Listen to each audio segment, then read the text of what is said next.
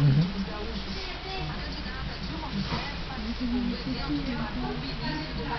Nossa senhora, meu Deus. Olha, ali apareceu uma...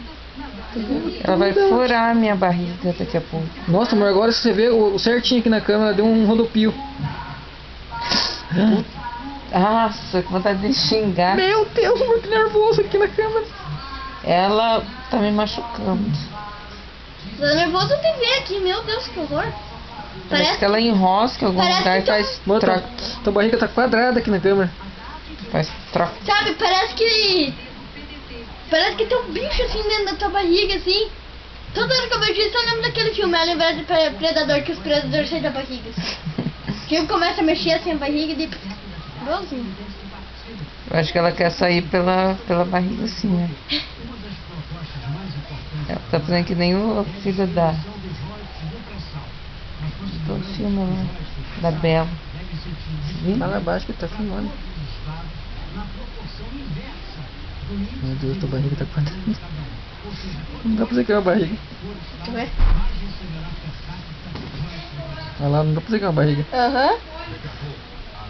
Nossa, não Nossa, olha aqui quando ela mexe, olha lá, dá pra ver certinho, quer ver? Na filmadora, quer ver? Nossa. Olha lá, ó.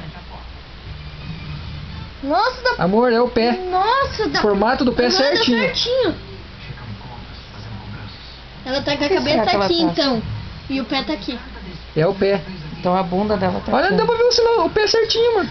Dá, né? Dá pra ver igualzinho. Aham.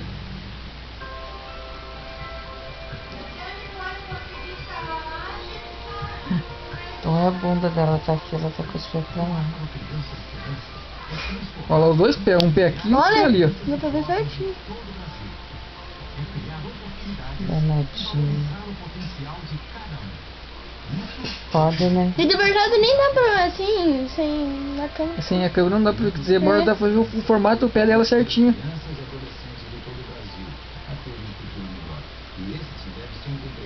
Olha lá, ela erguendo o pé pra cima e pra baixo, ó. Tá vendo? Uhum. Eu sinto só um. Mas Vamos ver ela o tá com o outro. outro lá em cima. Ela tá tentando se esticar. Olha, dá pra colocar ele no computador? E já coloca ele já vai tudo aí. Dá pra colocar no YouTube. Deixar 3 minutos só, amor. Eu quero ver, porque eu nunca vejo, só vejo de cima. Nós ficamos falando, por que fica falando? Essa câmera aqui é com áudio. O que que tem?